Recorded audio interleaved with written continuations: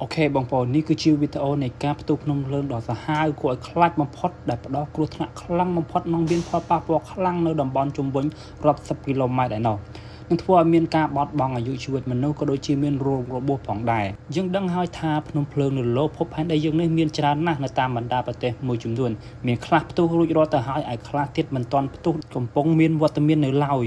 ដែលយើងមិនដឹងថាផ្ទុះនៅពេលណាក៏មិនអាចដឹងមុនផងដែរអញ្ចឹងថ្ងៃនេះខ្ញុំនឹងនាំបងប្អូនទាំងអស់គ្នាទៅមើលប្រទេសចំនួន7ដែលមានបន្ទុះភ្នំភ្លើងច្រើនជាងគេបំផុតនៅលើពិភពលោកតោះចង់ដឹងថាមានអ្វីខ្លះទៅទស្សនាទាំងអស់គ្នាទី1គឺប្រទេសឥណ្ឌូនេស៊ីគឺជាប្រទេសដែលមានវត្តមានភ្នំភ្លើងសកម្មច្រើនជាងគេបង្អស់នៅលើពិភពលោកប្រទេសប្រជុំកោះមួយនេះមានភ្នំភ្លើងសរុបចំនួន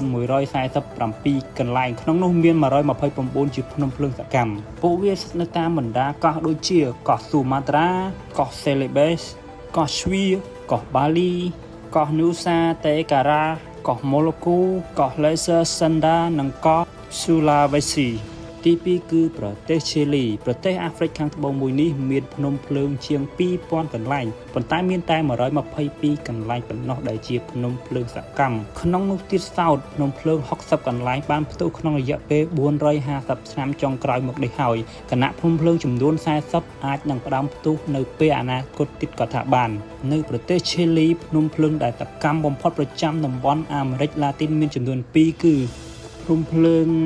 ឡៃម៉ានិងភ្នំភ្លើងវីឡារីហ្គាទី3គឺប្រទេសជប៉ុនបងប្អូនដឹងហើយថាប្រទេសមួយនេះជាប្រទេសដែលមានគ្រោះធម្មជាតិច្រើនបំផុតនៅក្នុងពិភពលោកដូចជាគ្រោះធម្មជាតិធំ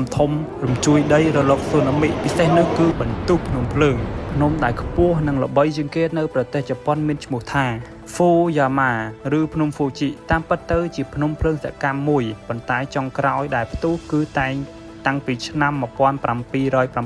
ម្លេះហើយប្រទេសជប៉ុនមានភ្នំភ្លើងសកម្មសរុបរហូតដល់108កន្លែងទី4គឺប្រទេសប៉ាប៉ូអាស៊ីនណូវែលហ្គឺណេ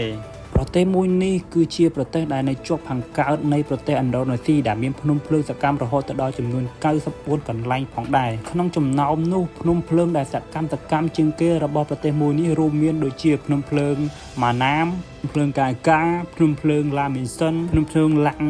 គីឡាភ្នំភ្លើងអូឡាវ៉ុនភ្នំភ្លើងរ៉ាប៉ាអ៊ូនិងភ្នំភ្លើងបាកាណាចំណែកទី5គឺប្រទេសអេធីអូពី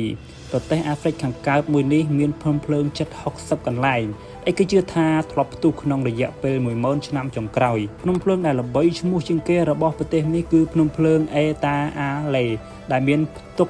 បឹងកំអែភ្នំភ្លើងដ៏ច្រើនបំផុតផងដែរចំណែកឯទី6គឺប្រទេសហ្វីលីពីនដែលជាប្រទេសក្នុងតំបន់អាស៊ីអាគ្នេយ៍យើងផងដែរប្រទេសហ្វីលីពីនមានភ្នំភ្លើងសកម្មចំនួន53កន្លែងភ្នំភ្លើងមួយចំនួនក្នុងប្រទេសអាស៊ានមួយនេះជាប់ជាភ្នំភ្លើងដែលផ្ដាច់មនុស្សច្រើនបំផុតនិងរងការខូចខាតធ្ងន់ធ្ងរបំផុតតួយ៉ាងដូចជាភ្នំភ្លើងម៉ាយុននិងភ្នំភ្លើងថាលជាដើមដែលក្នុងប្រវត្តិសាស្ត្រនៃការផ្ទុះរបស់ពួកវាបង្កឲ្យមានមនុស្សស្លាប់រង្គានិងទំហំនៃការខូចខាតធំបំផុតរបស់មនុស្សជាតិចំណែកឯទី7គឺប្រទេសខ្វាតេម៉ាឡាប្រទេសអាមេរិកកណ្ដាលមួយនេះមានភ្នំភ្លើងសកម្មយ៉ាងហោចណាស់37កន្លែងបន្ទុះភ្នំភ្លើងធ្ងន់ធ្ងរលើកចុងក្រោយនៅក្នុងប្រទេសមួយនេះកើតឡើងនៅឆ្នាំ2018គឺនៅភ្នំភ្លើង Fugo នៅក្បែរទីក្រុង Guatemala បានផ្ទុះឡើងនឹងជះផលប៉ះពាល់ដល់មនុស្សជាង 1.7 លាននាក់ដែលរស់នៅរដ្ឋចំនួន3នៅក្នុងតំបន់ភាគកណ្ដាលនៃប្រទេសព្រមទាំងផ្ដាច់ជីវិតមនុស្សរាប់រយនាក់ផងដែរអរគុណប្រិមិត្តសម្រាប់ការទស្សនាវីដេអូមួយនេះហើយបើមានពាក្យពេចន៍ខុសឆ្គងកន្លែងណាទាំងអត្ថន័យក៏ដូចជាកង្វះខាតនៃព័ត៌មានលម្អិតផ្សេងហើយក៏សូមទទួលនៅការរិះគន់ក៏ដូចជាយោបល់ផ្សេងរបស់លោកអ្នកផងដែរសូមជួយ Subscribe Like សម្រាប់